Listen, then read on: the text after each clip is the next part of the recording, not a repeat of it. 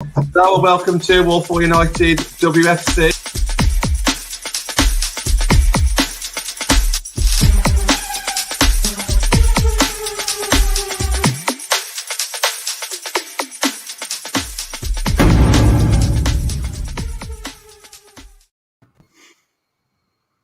Good evening and welcome to the AFU WFC show with me, Matt Crane. Leicester City preview tonight, and I'm joined by two guests. I've got Gareth and I've also got Hannah from the Leicester City Supporters Club. Gareth, how are you? Yeah, good, thank you. Much better than last week. So, shame to miss all the football over the weekend, but feeling better now. I'll not rub it in then. Hannah, how are you doing?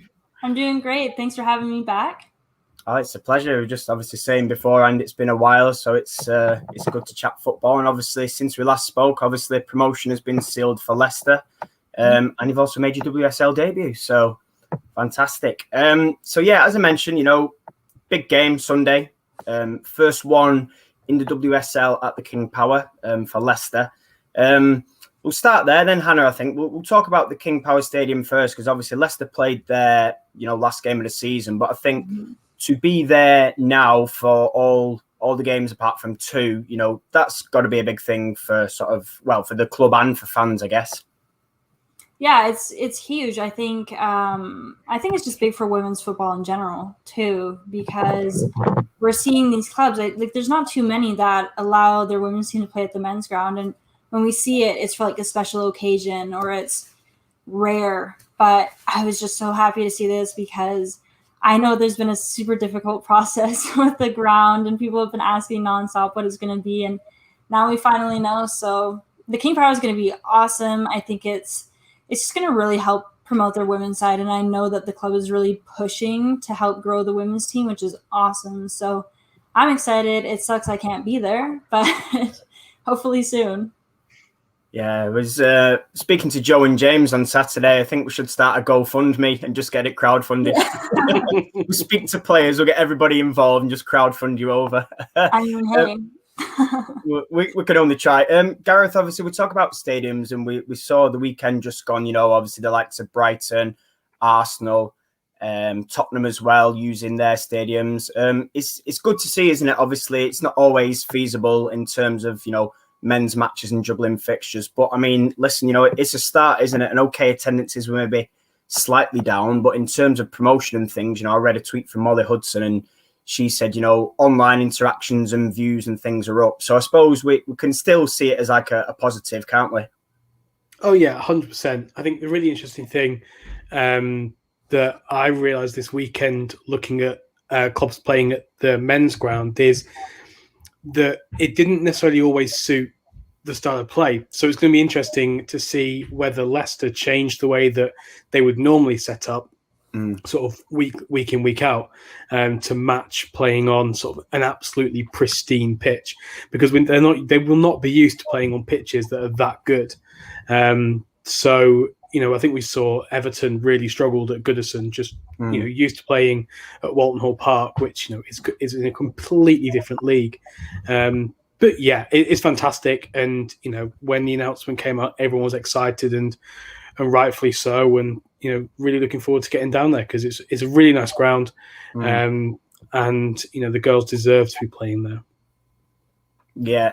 On the pitch then, Hannah, would you sort of maybe have any concerns from a Leicester point of view with sort of not necessarily the pitch but the size of it? Because obviously they've obviously played on it once before, but do you think that'll be maybe to Leicester's disadvantage, or would you say it's an advantage because they've worked out the pitch now, they've played on it, and maybe they'd be used to it, like Gareth mentioned, with Everton struggling on a bigger pitch, so to speak?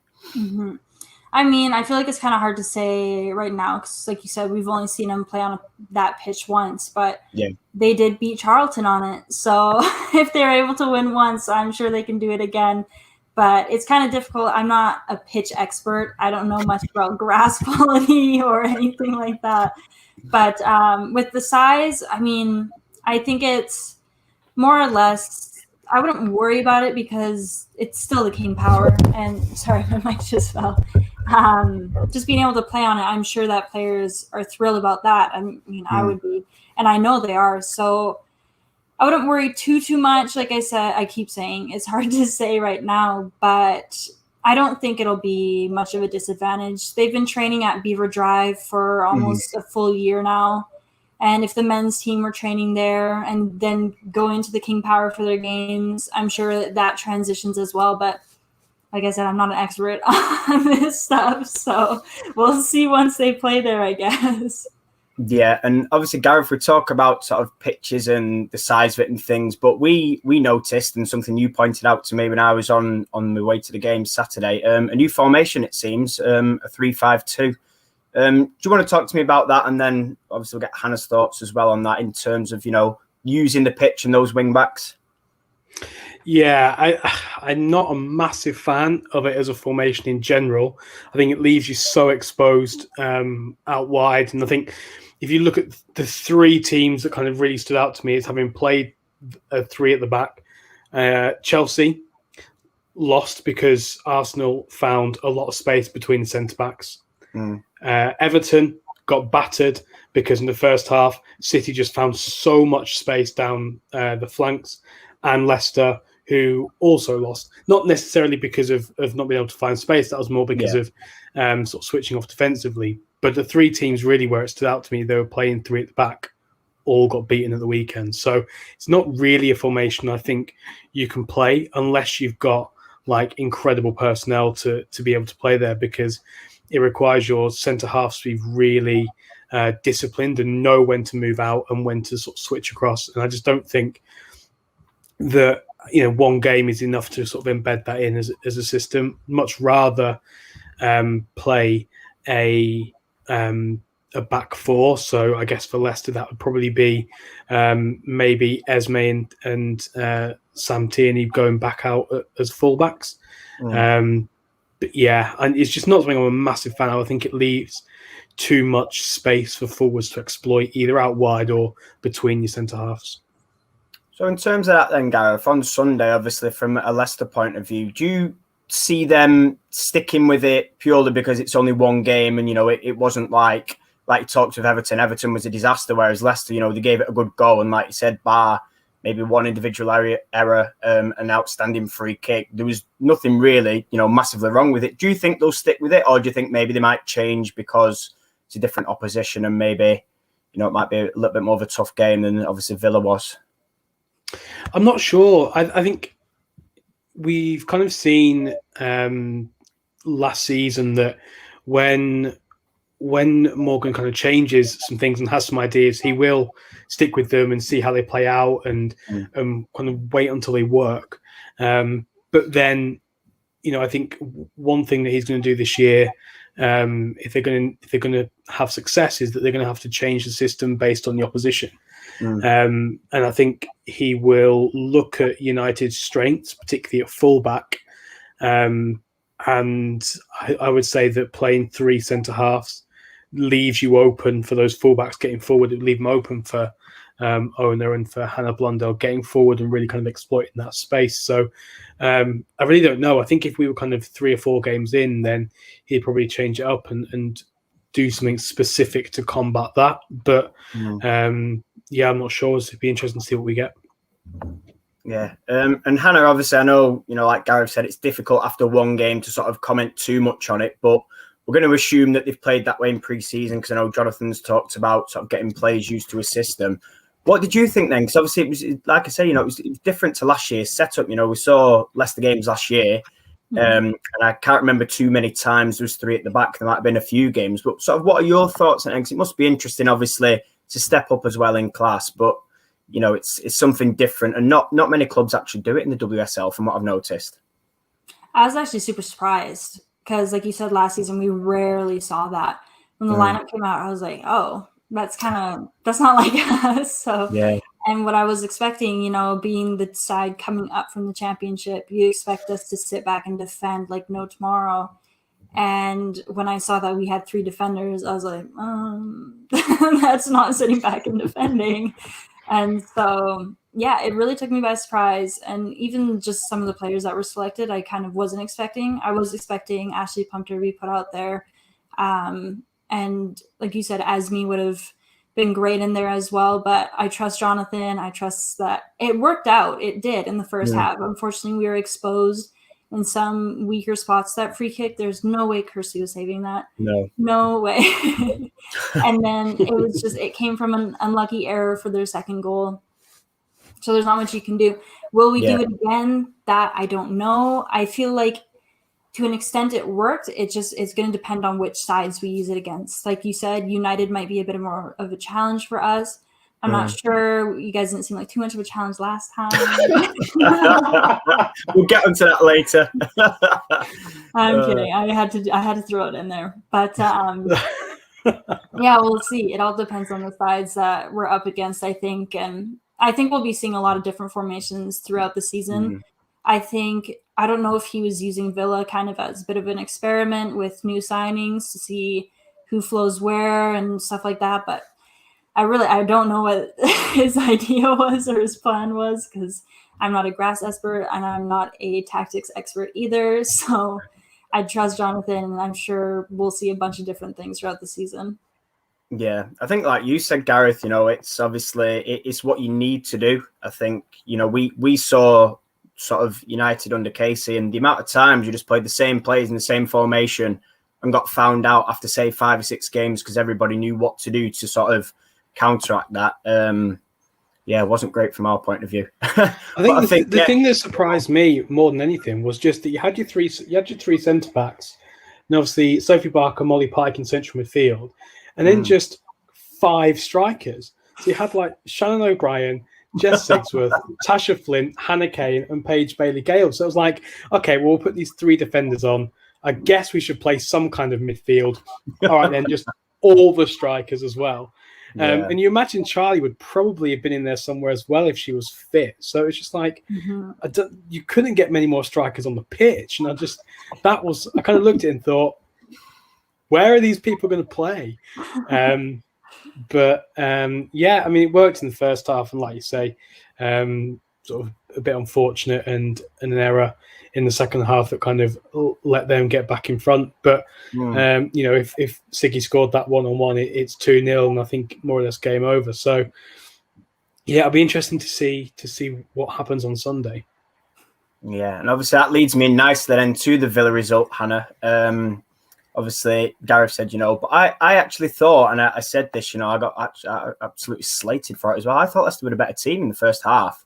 I think, it's a game of 2 halves, like Gareth said, Siggy scores, it's a different game. There was other chances. I think Hannah Hampton made a great set. I think it was Sammy T's diving header.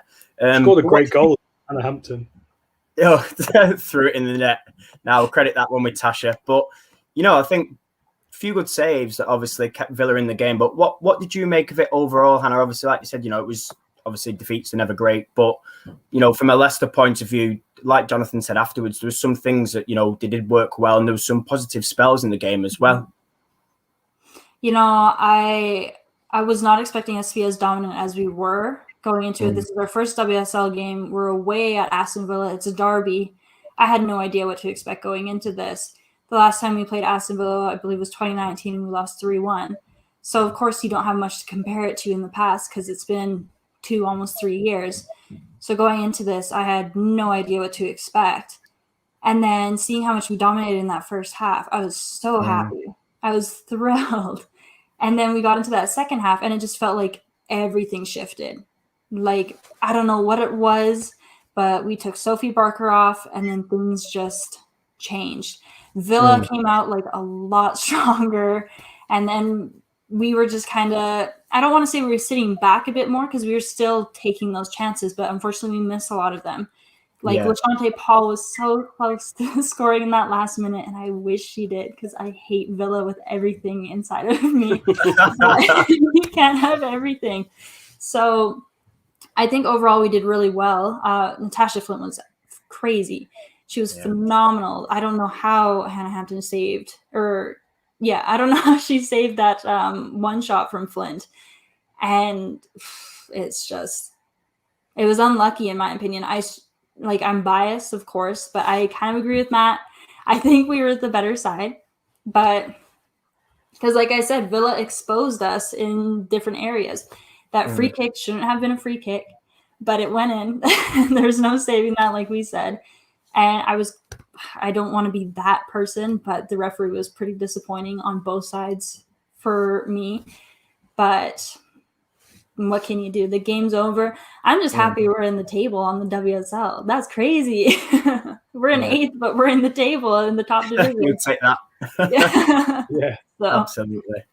Yeah, and obviously, Gareth, speaking a little bit more about that game, I don't know what you saw, but for me, I think the Leicester midfield, Molly Pike, new signing, I thought she was tremendous in there with, obviously, Shannon O'Brien, seemed to be like a free role. But do you think the midfield is going to be key? Obviously, we know how good the forwards are, which we can get onto shortly, but do you think the midfield is going to be key for Leicester this season and also Sunday, perhaps?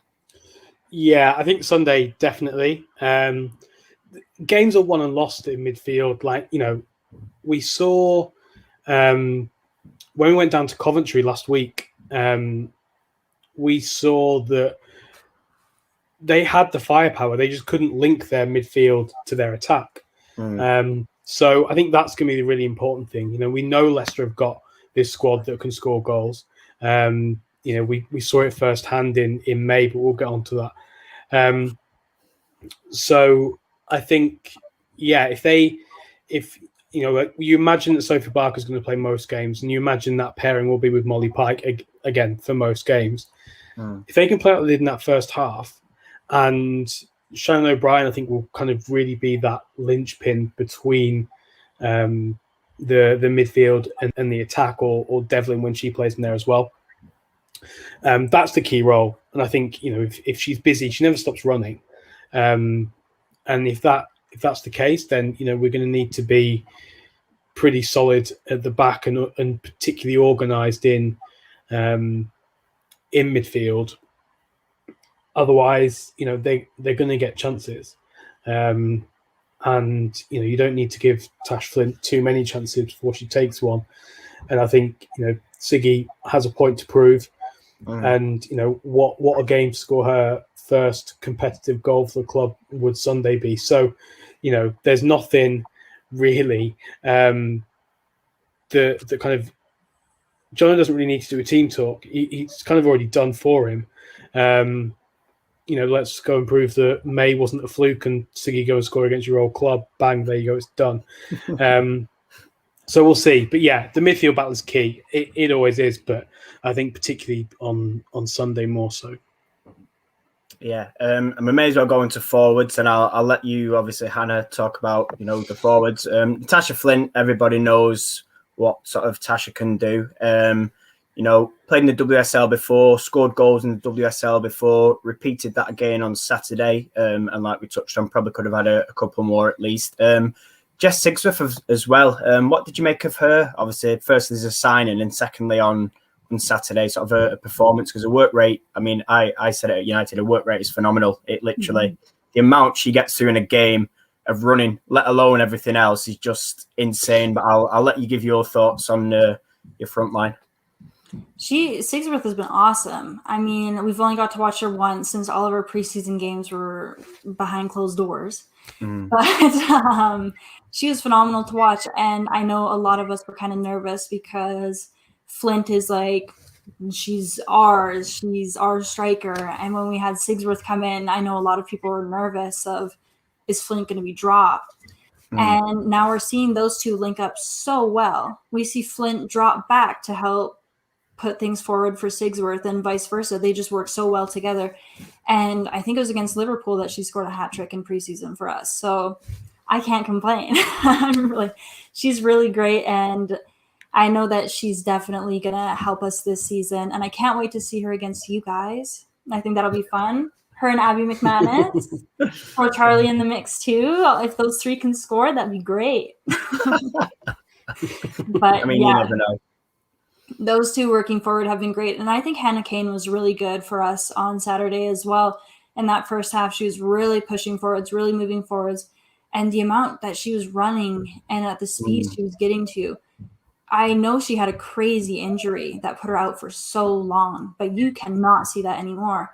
So it's great seeing her. And it's unfortunate that Paige Bailey-Gale, of course, is still kind of coming back from an injury, but it's good to see her back as well. And another phenomenal player. So I think everyone is great. Of course, I'm biased, but our forwards just seem to work really well together. And I'm excited for the rest of the season to see how many goals they put in. Golden boot for Flint, maybe this season. Didn't get it last season. Maybe she can this season.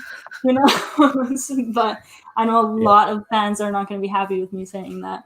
But yeah, I think people should make like an Instagram page just dedicated to her left foot. Like honestly. Do you know what? I think it's only going to be Sheffield fans that moan because I got aggro off the players actually for saying so there was nothing bad. It was just that I said, you know, you've shared the Golden Glove. You're not actually the best keeper in the league, and I did tell the forward that a side-footed free kick was nothing special. But you know, hey ho, it's again maybe a little bit biased, but you know, she's a forward. That was a job to score goals, and a right back doesn't often score a 35-yarder. So. Talking of defence then, Hannah, you mentioned Abby McManus took over the armband, interestingly enough, from Sophie Barker on Saturday. You know, looking at the back now, it's great you've been able to add that experience as well, isn't it? I mean, not just in defence, obviously you've got, you know, WSL experience all over, but how do you see the back line sort of going now? Because obviously you mentioned about, you know, Ash was benched, you've got Gemma Purfield, who's also on the bench, Esme as well. There's real competition for places now, but Saturday, you know, between I think Abby and Georgia and Sammy T, you know, the pretty solid job. Yeah, absolutely. I think it's kind of hard to predict who's going to be used at this point because, like we discussed earlier, is he going to add more into that back line against sides like United, Arsenal City, whatever, or are we going to stay the same? And like you said just now, it's competitive. Esme was great last season. You know, I'm still not over that goal that she managed to score against London Bees. I don't know why or how she did it. Oh, why not? But bring her on. Have her score another one of those against you guys. But, yeah, it's hard to say right now. I do think that, of course, Ashley is a phenomenal player as well as a phenomenal person. You can't say anything bad about her. And I know she's vice captain alongside Abby McManus this season. So for me to not see her on Saturday, I was pretty surprised, especially being a Leicester girl and how much praise she receives and how good she was last season. Obviously, it was a tactical decision. Who knows? She could have had a knock or something. I don't know. I trust Jonathan, like I said. But I do think we're going to see a little more of a back line against you guys just because it's a different team, different expectations. But like I said, I don't think I can predict anything with what they do because I thought we were going to defend against Villa and we didn't. We, like you said, we went attack heavy with our 100 strikers. Maybe we'll just put out a strikers and that's it. No other positions. You know what? You may as well because we don't have many. No, might as well. In that department. Gareth, obviously we're talking sort of new signings and players, and obviously, you know, Leicester brought in a lot of signings. We brought in 5 as well. You know, we talk about, don't we, competition for places. So I'm going to let you talk sort of now for both sides, for ourselves and sort of, you know, what you've seen of Leicester's new signings.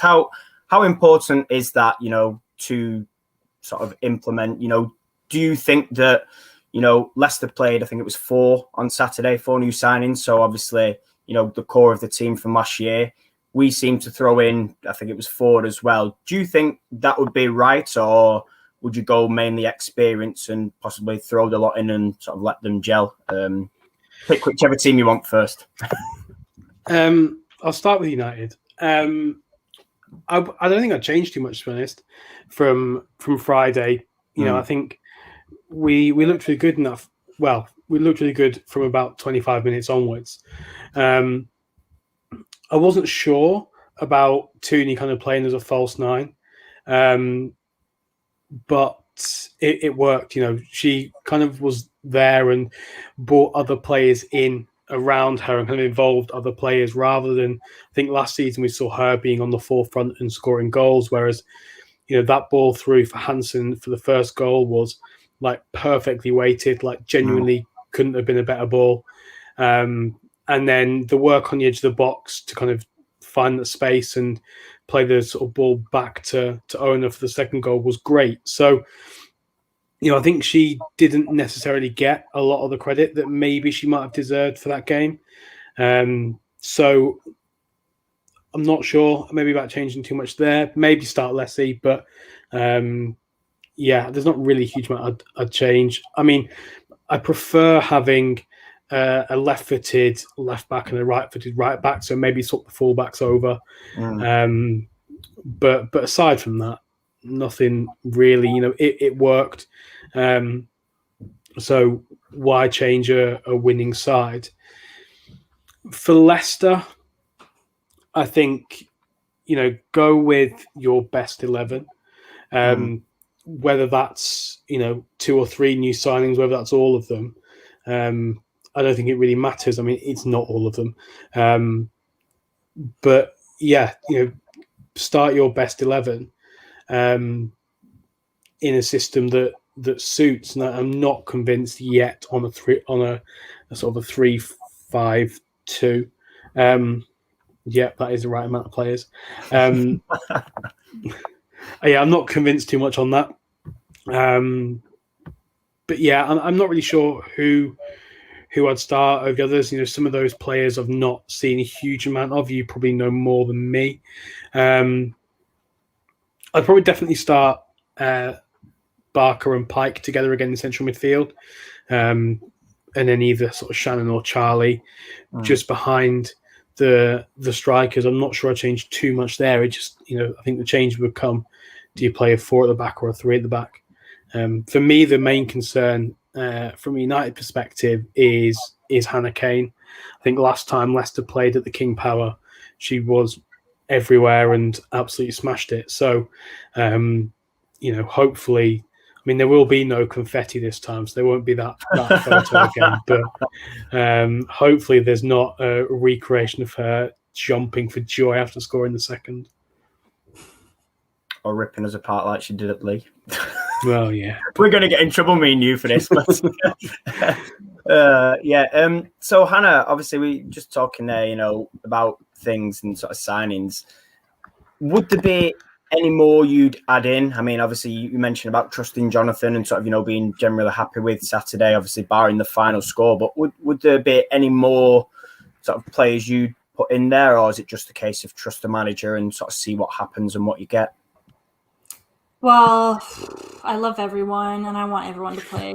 That's my problem. Just get the whole squad. Yeah, just get the whole squad and see how that goes. Like I mentioned, I'd love to see Ashley in there. And you guys mentioned Charlie. Charlie is another critical player there, and I believe she should be behind Flint. She's always helping out there. She's helping Flint so much. And we saw that against Aston Villa too. She had that one pass straight up to Flint, and it was unfortunate she wasn't able to put it in. It was Flint or Sigsworth. I can't remember who it was. It was someone up top. But, just another player that I enjoy watching, and I hope that she is sticking with us as a consistent starter, and she is used frequently because I strongly believe she should be. Just trying to think of everyone on our bench. But, I was keeping Shannon in there, another crucial player. Hannah Kane, like you said. Esme, I think she can definitely help out. I'm not sure how to touch the back line because, like I said, I don't know what to expect or how they're going to go about things. But, yeah, we have so many new signings I can't keep up. But and one more on the way. Yeah, I just want to know who that is. It's killing me. That's the only one that I didn't know. So now it's killing me. Do you know what? Tried that Saturday. I was asking if he was like, oh, go on, who is it? Who can you tell? They're like, no, all we can tell you is the work permit. They're having issues with it. I'm like, well, come on, we all know that. That's why it's not been. And now can't even drop any spoilers on that because I'm out of the loop. Did you catch our game on Friday at all, or any highlights, Hannah? I caught some highlights, but I think I was asleep. Or no, I did watch it. It was at 1 p.m. I have no excuse. I was not asleep, but I did watch it now that I think about it. Because it was actually shown on TV here. So yeah, it was good. You guys, I'm trying to remember it. Oh, I mean, the ball went over the line. I'm going to say that. That's fine. I'm not sure. No, because I was going to ask you, obviously, what did you make of the game? But it was interesting because on that ball over the line, I mean, I saw 2 angles, one from the side that wasn't directly in line and one from the far end, which is a waste of time. And I think that the Reading staff afterwards, they reckon 3 yards over, but I'm not convinced because that would be literally touching the back of the net. But Yeah. what did you sort of make of the sort of performance from what you did see from both teams, really? I mean, I only saw one angle of the ball over the line, so I'm only saying it to rattle you guys. I don't know anything about it. Hey, we're not fussed. We still got the win. Yeah. I think United looked pretty solid. I mean, Reading kind of, you could tell they were coming out and they were making some things difficult for you guys. But of course, you got the win. You were able to push them to their extent, which was great. And Friday feels like it was so long ago. I'm trying to remember the game. But overall, United looked good. Of course, I'm a bit nervous, but I mean, I'm trying not to base it off of our last result against each other, of course, because that was a while ago. But yeah, I mean, you guys did look good, but I feel as if we aren't the same style as Reading. So it's going to be different. You're going to be at the King Power. I don't want to say too much because I don't want to sound overly confident. I know last time I was on here, your comments are just tearing me apart because I said, oh, we'll win like 2-1. And then your comments were like, that's not realistic. It's going to be like 3-3. And I was like, okay, then we'll win 3-2. And look at us now. So, but I never know if it's too confident. Yeah, it's interesting because obviously that last game, I think, I shouldn't say this, but I'm gonna. I think it shut a lot of our fans up. You know, listen, we love confidence, and you know, you've kind of gone bold yourself, and obviously me and Gareth do the same. And obviously, like you said, you know, you will be biased and back your team, but I think it did obviously wake up a lot of people in terms of one, how good a side Leicester were that day, and continue to grow, and two, sort of I don't want to say the amount of work that we had to do sort of over summer, but there was sort of a changeover. I think, how many did we have going out, Gareth? 7 did we get rid of in the end, including the loans? Yes. Something like that. Yeah. But we had a heck of a turnover anyway, and I think, you know, that was kind of a wake-up call, and obviously Casey leaving as well. But I think, Gareth, we'll touch on United for a little bit whilst we're on the subject then. Obviously, you know, clean sheet Friday. Got the win. Like you said, I don't think we were great for the first 25, maybe even 30 minutes. We struggled to sort of, one, cope with maybe the physicality, and two, break Reading down. But what do you see Mark's approach being Sunday? Because obviously he said, you know, you wouldn't change a winning team. But then I agree with you. I didn't, not necessarily nothing against Tooney, obviously, but I didn't think that false 9 role suited her, because I just felt like whenever she was up there, she was doing all the pressing. And then out of possession, it seemed to drop to like a 4-4-1-1 with standing behind. But what would you, if anything, change? Or are you, you know, for Sunday, completely sticking with exactly the same, just thinking, let's see what we can do? I don't know if I'd sort of stick with exactly the same. But, you know, I'm not sure really what I would change. I'm not sure really whether I'd change anything in field, which, you know, someone could drop out and then Tooney could drop back into central midfield and then Leslie playing up front. That's something that we could do. But then, you know, which of the midfielders do you drop? I mean, Jackie came back. She did come on for the last 15-ish minutes. I mean, I still wouldn't start Jackie. I don't think she's had long enough back in training properly yet, or enough minutes in the tank really to play to start. I think I just want the team to come out and be more composed from the first whistle. I think that was the issue against Reading. Is Reading came out, put the high press on, and we kind of panicked a bit and weren't really able to keep the ball or execute what we wanted to do. And I think Leicester will do the same thing. So we each need to be calm and comfortable and keep the ball and settle down. And, you know, if that means in the first few minutes you play it backwards or sideways, as long as you kind of keep the ball and keep calm, then I think that'll be okay. You know, let us grow into the game, and then we can start kind of putting our game plan sort of more in place. You know, I think we've got it good at the moment in that Hansen is in probably the best form she's been in a United shirt. So, you know, if we can get some good link-up play down that down the right-hand side, it will be or left if they switch. But down whichever flank she's on, there could be some good link-up play there, which they're really looking forward to seeing. my change wouldn't necessarily be tactical or in personnel. It would just be, go out there and just be calm and don't kind of panic if they kind of press you. Yeah, absolutely. I think that's one thing we did see Saturday, how well, and I'm sure you'll sort of comment on this shortly, Hannah, about how well Leicester do and did press. And again, it was the same last season. But I think in terms that you spot on, Gareth, I think Reading, I wouldn't say we feared them, but we know the physical and maybe mentally we know that, in previous seasons we have struggled. So I think that's one thing for me that makes sort of, Sunday interesting. Hannah, I'm going to let you pick out, obviously, we spoke about players. I'm going to let you pick out maybe a couple of danger players for Leicester that you think, actually, do you know what? These are actually going to be the ones where, we're going to have to be, as, from a United point of view, on our guard. And then we'll sort of link that into the last time we played as well. And I'll let you rub it in and speak on that as well. But yeah, if you're picking out one or two key players who you're backing to really causes issues, shall we say?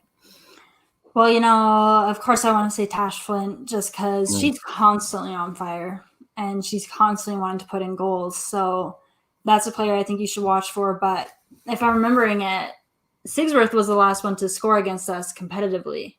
And now we have her.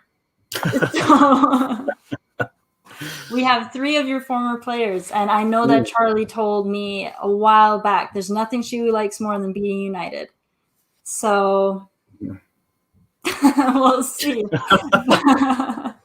I'm not going to say too much, but that was prior to the FA Cup game, and I'm sure she still feels the same. But I think Tash Flint is definitely going to cause some issues for you there. I said it last time I was on here. I wasn't sure how Charlie would be against her former club. Did I cut out there? No, still on. Okay. I wasn't sure how she would be. And then when I spoke to her, she's like, there's nothing I want more than to beat United. I hope I score. So I'm wondering that as well now with Sigsworth and McManus, what type of players they are against their former club. Because I can tell that Sigsworth still has a lot of love for United. And it's really hard to say, but maybe she will want to score against you guys. Maybe. I don't know.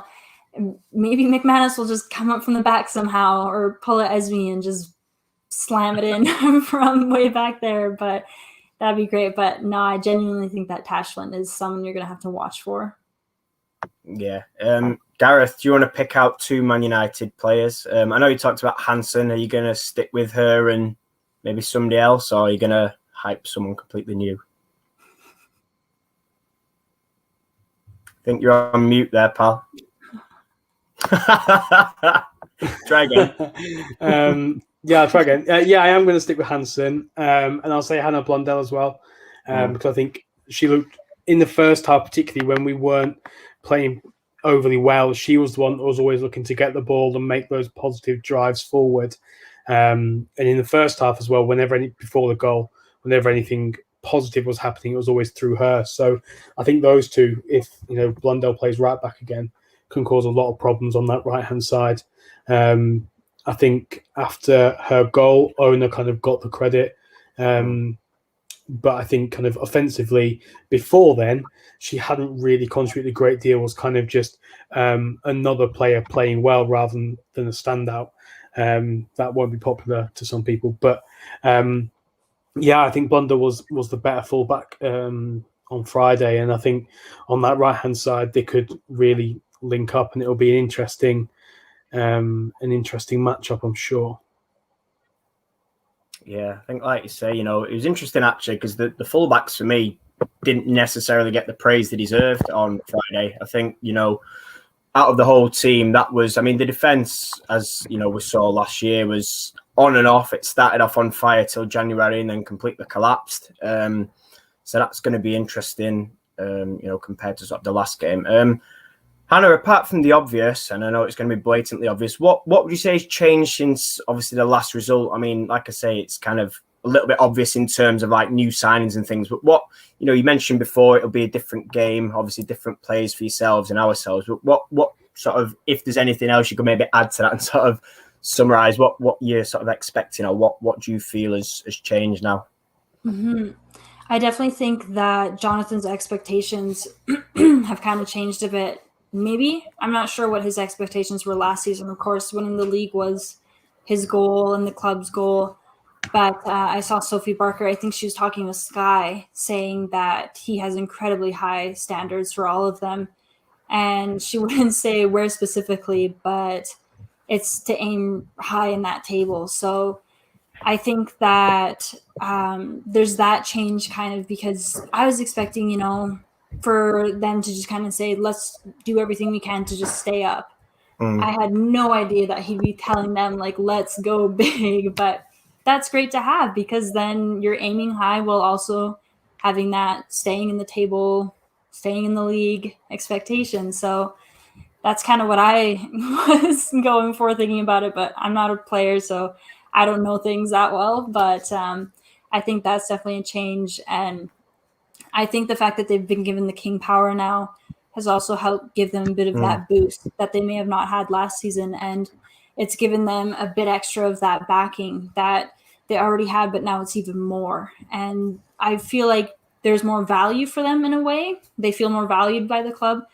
I could be completely wrong, but I definitely think that's one thing. So that can definitely just shift to attitude and contribution.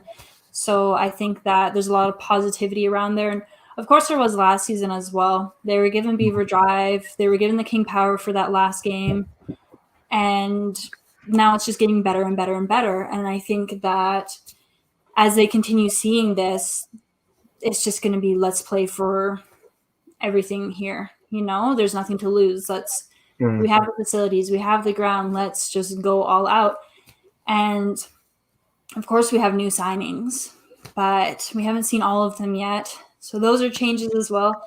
And then the other thing was that we saw 9 players go out that are now gone, and they're at other WSL sides now. So I think it's a lot of changes for Leicester. There's a lot of shifts. Jonathan obviously has a plan. He's going to go out and they're going to do stuff in the league.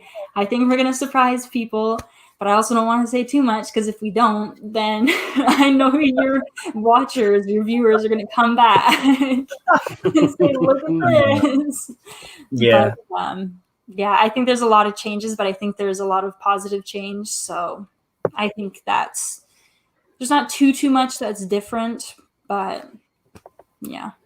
Yeah, it's more like sort of the atmosphere, so to speak, around the club. Yeah. Gareth, do you want to wrap up the final sort of 5 minutes, and then we'll do social shout out?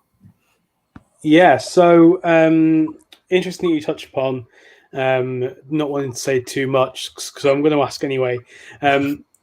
What do you want to happen from Leicester's season? Not what do you expect to happen or think will happen, but if I said, if I had a magic wand, what would you say? Don't you laugh. What would you say would be your kind of ambitions for the season? I mean, I could kind of pull the rug from under you and just say, I want to win the league and leave it at that. But if you want like a real honest answer, of course I want to win the league. I'd love to pull a 5,001 and win the league without doing the Great Escape part. I just want to like stay mid-table. That'd be great. And then win the league next season. But, that's a long way down the line, I think. Or it could be close. I don't know. I feel like this season's very unpredictable. But, before the season started, I said, I just want to avoid that relegation zone, because I don't want to be that side to come back up just to go back down, because I know that's not what Leicester wants to do or plans to do. And I know they wouldn't do that either. They have the backing, they have the players, they have the staff. They've had phenomenal results. There's no way they would come back up just to go back down. And if I'm wrong on this again, your viewers are going to come back.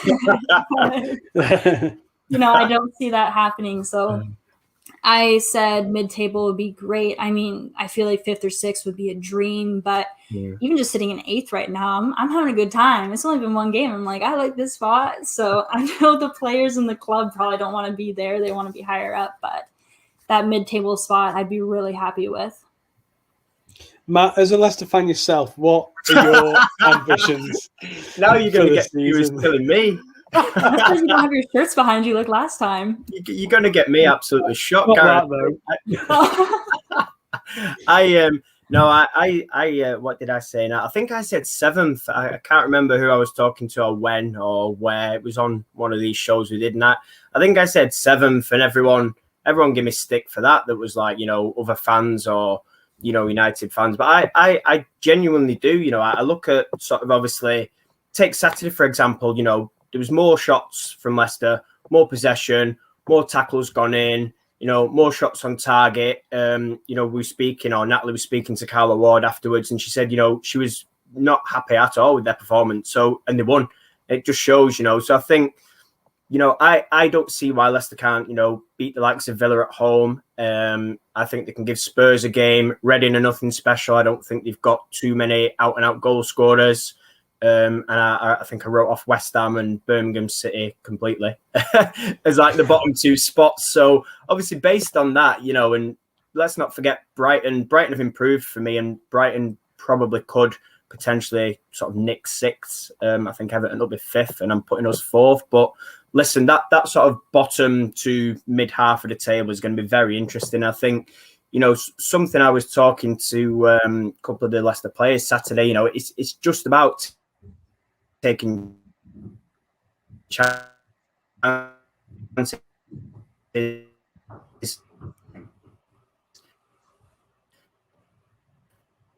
feel like his Wi-Fi is going to... Oh. So with United, we have to put them away.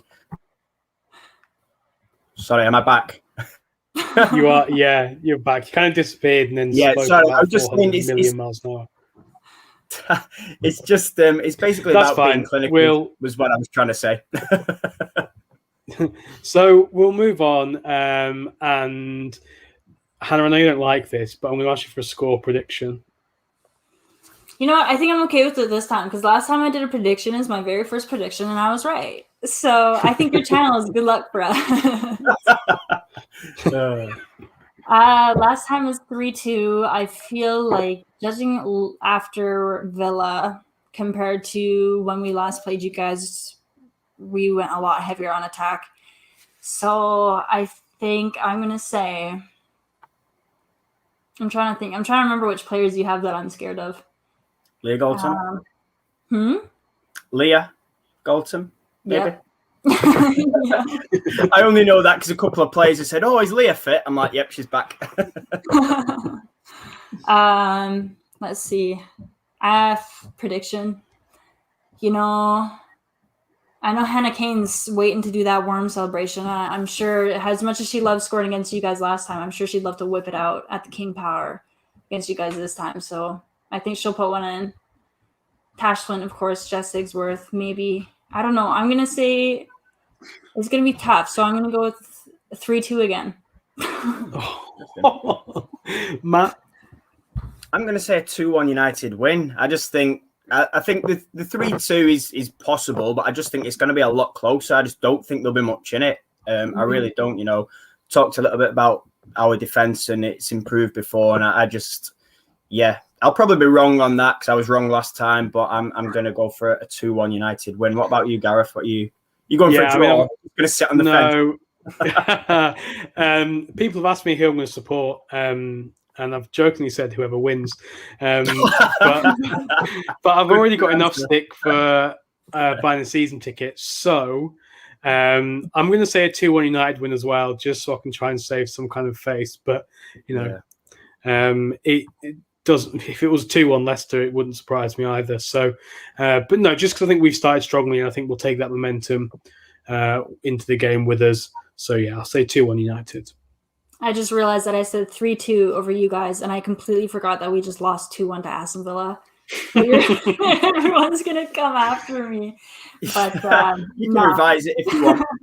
We were good in that game. We should have won, in my opinion. So I think it's safe if I say I think we can beat you guys. I'm gonna knock on wood. Yep, fair enough.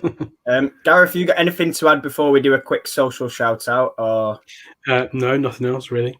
Okay, in that case then, Hannah, obviously you're doing some work with the supporters club. Do you want to briefly touch on that and also give Beyond the 90 a shout out as well and just talk about what you do there, and then we'll get all these tweeted out? For sure. So the Leicester City Women's Supporters Club, I act as a co-chair as well as head of international members. So we're trying to really push forward to kind of grow support and become more involved this season. We are working directly with the club, so we have a lot of plans on the go. Hopefully we'll see some stuff pretty soon here. And then Beyond the 90, we have a women's show where we do player interviews, post-match, pre-match videos similar to these guys, but for Leicester. I won't say anything else. For their favorite club. Hey, we're branching out. It's my excuse. So, yeah, it's basically just that. And I'm surprised you guys haven't been on yet. As two really big Leicester fans, we got to get you on.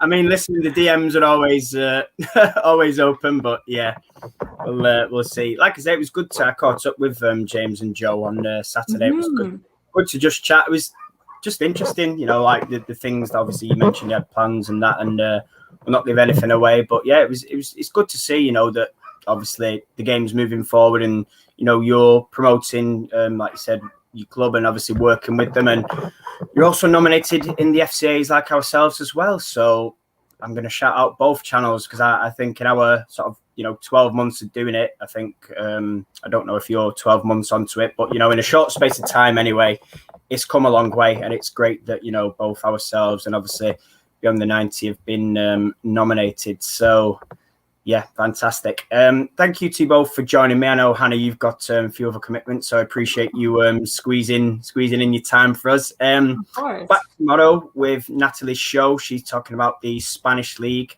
And then Thursday, we've got Simon Fuller on from Jamaica, who's going to be talking all things WSL as well. Tune into those 7 o'clock, and we will see you tomorrow evening. Thank you. Cheers.